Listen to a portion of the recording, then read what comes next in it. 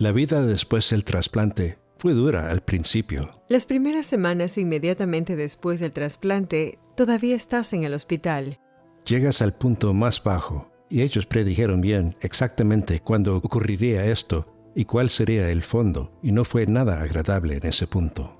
Es un proceso largo, no es algo que ocurra de un día para el otro. Había días en los que simplemente no quería levantarme de lo mal que me sentía, pero tuve que adoptar esa actitud de decir, yo puedo hacerlo. Yo tenía una rutina. Me dije, no voy a quedarme en cama todo el día, porque mi idea era que si te quedabas acostado, te vuelves más débil y más enfermo. Así es como lo veía yo. Entonces me dediqué a caminar, a leer. Leí mucho y también trabajé mucho mientras estaba allí.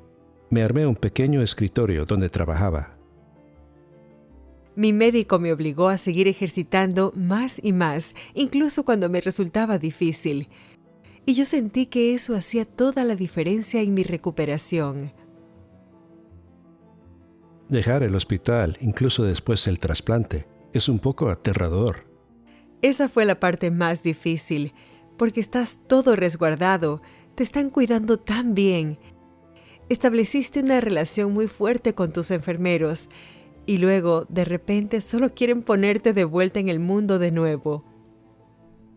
Después del trasplante, el sistema inmunitario queda suprimido para evitar las reacciones de tipo rechazo o la enfermedad del injerto contra el huésped, esas cosas. Entonces, estás tomando supresores del sistema inmunitario, y esa es realmente la parte más peligrosa de todo el proceso, porque mientras el sistema inmunitario está suprimido, eres más vulnerable a las infecciones fúngicas, bacterianas y todo tipo de cosas.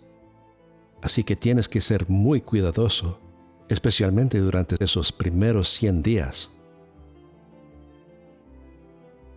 Hubo un par de veces que me debieron regresar al hospital. Tomaba muchos medicamentos.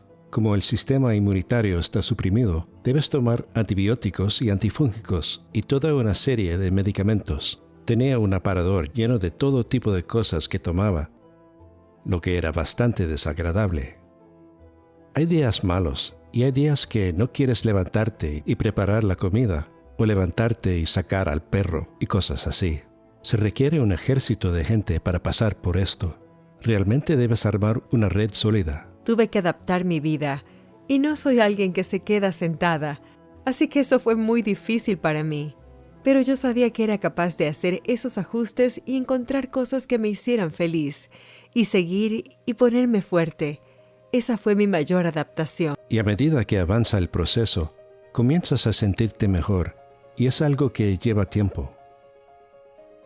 El número mágico después de un trasplante generalmente es de 100 días. Si has sobrevivido esos 100 días y te sientes bien, entonces es como que estás en la dirección correcta para que te vaya bien.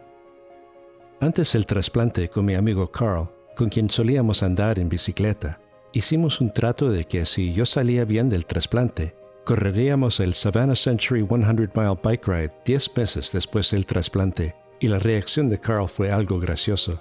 Me dijo, Bob, no me he subido a una bicicleta en más de 10 años. Me dijo, tengo 40 libras de sobrepeso. Y yo le dije, Carl, me van a hacer un trasplante de médula ósea.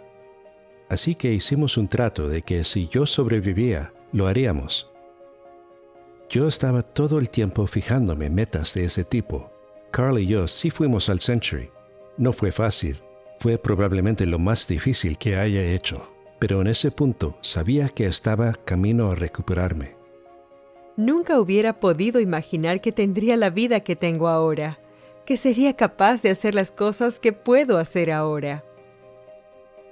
Acabo de tener un nieto, nuestro primer nieto, y esperamos otro para octubre.